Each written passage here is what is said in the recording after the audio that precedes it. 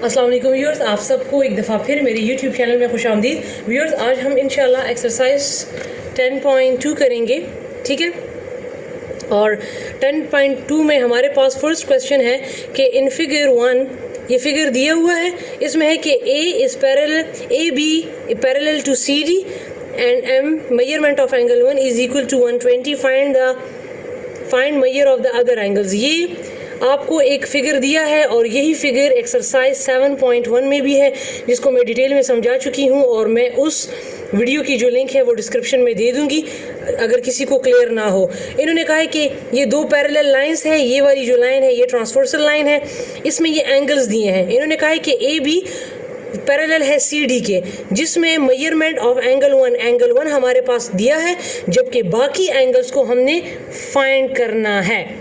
तो सबसे पहले मैं क्या करूँगी, मैं ये फिगर बना लेती हूँ, ठीक है। ये आप देखते जाएं, ठीक है।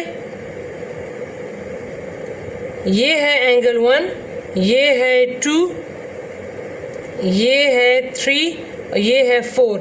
इसी तरह यहाँ पर 5, ये 6, ये 7 और यहाँ पर ये 8। ये ए बी सी डी, ये मैंने थोड़ा सा रफ बना लिया है। सबसे पहले आपने क्या कर लेना है, हमारे पास गिवन यहाँ पर सिर्फ है measurement of angle 1 equal to 120, सिर्फ एक एंगल गिवन है, बाकी हमने 2, 3, 4, 5, 6, 7, 8 फाइंड करना है। तो इसके लिए आपने क्या कर लेना है कि आपको पता होना चाहिए, मैंने बताया भी था कि हमारे पास आमने सामने वाले जो एंगल्स होते हैं ये वर्टिकली ऑपोजिट एंगल होते हैं। ये 1, 4 का वर्टिकल ऑपोजिट एंगल है और 2, 3 का, इसी तरह 5, 8 का और 6, 7 का, और ये इक्वल होते हैं। तो आप एक साइड पे लिख लें वर्टिकली ऑपोजिट एंगल्स, पहले वो आप लिख लें। तो angle 1 is equal to angle 4, angle 1 is equal to angle 4। इसी तरह angle 2 is equal to angle 3, ठीक है। फिर इसी तरह angle 5 is equal to angle 8 and angle 6 is equal to angle 7। ये तमाम के तमाम मैंने वर्टिकल ऑपोजिट एंगल मैंने एक साइड पर लिख लिए हैं, ठीक है, आमने सामने वाले। इसके बाद आप दूसरे साइड पर लिखें कॉरस्पॉन्डिंग एंगल्स, ठीक है। कॉरस्पॉन्डिंग एंगल्स वो होते हैं जो कि ये एक साइड पर और एक ही पोजीशन पर जो लाई करते हैं वो कॉरस्पॉन्डिंग एंगल। फॉर एग्जांपल ये मैं ले रही हूँ लेफ़्ट साइड, तो लेफ़्ट साइड पे जहाँ पर 1 है तो इसकी यहाँ पर कौन सी पोजीशन पे है, 1 जो है वो पैरेलल लाइन से ऊपर है, तो इसकी ही पोजीशन वाला दूसरा एंगल कहाँ पर है, 5, क्योंकि ये भी पैरेलल लाइन के ऊपर है।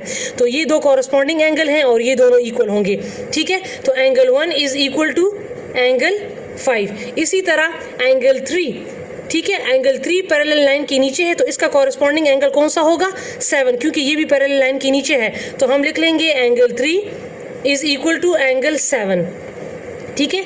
अब इसी तरह ये दूसरा साइड लें, ठीक है, ये मैं राइट साइड ले रही हूँ।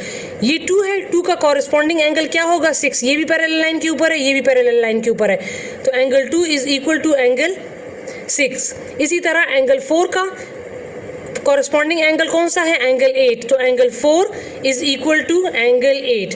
ये मैंने आपको लिख कर दे दिए हैं, वर्टिकल ऑपोजिट एंगल और कॉरस्पॉन्डिंग एंगल ये हमने लिख लिए हैं, ठीक है। अब यहाँ से हम इसको एक एक एंगल को फाइंड करेंगे। कैसे, एंगल 1 मेरे पास गिवन है 120, तो ये मेरे पास एंगल 1 है।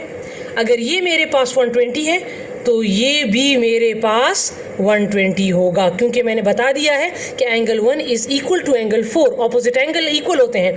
तो अगर ये 120 है, ये इन्होंने गिवन है, तो ये भी 120 होगा। अब आप देखें कि यहाँ पर कॉरस्पॉन्डिंग एंगल में एंगल 4 कहाँ पर है, यहाँ पर है, तो ये तो हमने बता दिया है कि ये 120 के बराबर है। तो अगर ये एंगल 120 के है तो एंगल 8 भी किसके बराबर होगा, 120 के।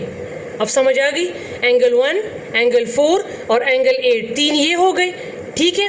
अब यहाँ पर एंगल 8 किसके बराबर है, 120 के, तो इसमें देखिए एंगल 8 किसके बराबर है, इसकी जगह पे क्या लिख लेंगे, 120, तो अगर एंगल 8 120 के बराबर है तो इसके सामने वाला कौन सा एंगल है, एंगल 5, तो ये भी बराबर हो जाएगा 120 के।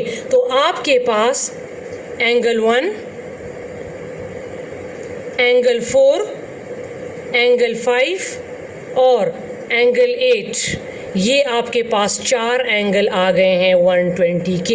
एक एंगल दिया था, उससे हमने 3 इस तरीके से हमें पता लग गए कि ये बाकी 3 भी 120 के बराबर हैं। अब हमने क्या कर लेना है, 2 जो रह गए हैं, 2, 3, 6, 7, अब इसको कैसे फाइंड करना है, तो क्योंकि मेरे पास वहाँ पर तो एंगल 1 मौजूद था, लेकिन यहाँ पर मेरे पास कोई एंगल नहीं है, इसको हम फाइंड करेंगे। हमारे पास एक फाइंड हो जाएगा तो बाकी वही जो रह गए वो तमाम एंगल उसी के बराबर होंगे। ये मेरे पास स्ट्रेट लाइन है 180 का, इस पर इसमें 2 एंगल हैं, एंगल 1 और एंगल 2। एंगल 1 गिवन है 1 और 2 को मैंने फाइंड करना है। मेरे पास 2 फाइंड हो जाएगा तो बाकी जितने एंगल रह जाएंगे वो उसके बराबर होंगे।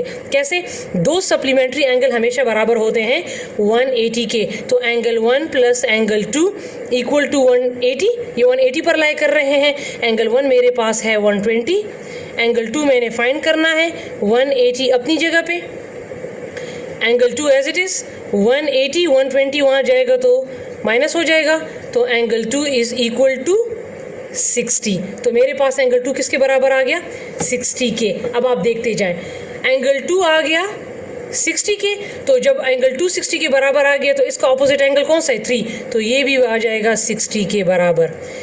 अब यहाँ पर कॉरस्पॉन्डिंग एंगल देखें, मेरे पास एंगल 2 60 के बराबर आया है, ये जब ये 60 के बराबर आ गया तो इसका कॉरस्पॉन्डिंग एंगल कौन सा, एंगल 6, तो ये भी बराबर आ जाएगा 60 के। अब 2 भी आ गया, 3 भी आ गया, 6 भी आ गया, ठीक है। अब अगर 6 एंगल 6 किसके बराबर है, 60 के, तो इसकी जगह पे 60, तो अगर एंगल 6 60 के बराबर आ गया तो इसका मतलब है कि एंगल 7 भी 60 के बराबर आ गया। तो इसका मतलब हुआ व्यूअर्स कि मेरे पास एंगल 2, एंगल 3, एंगल 6 और एंगल 7 जो है वो बराबर आ गए हैं 60 के।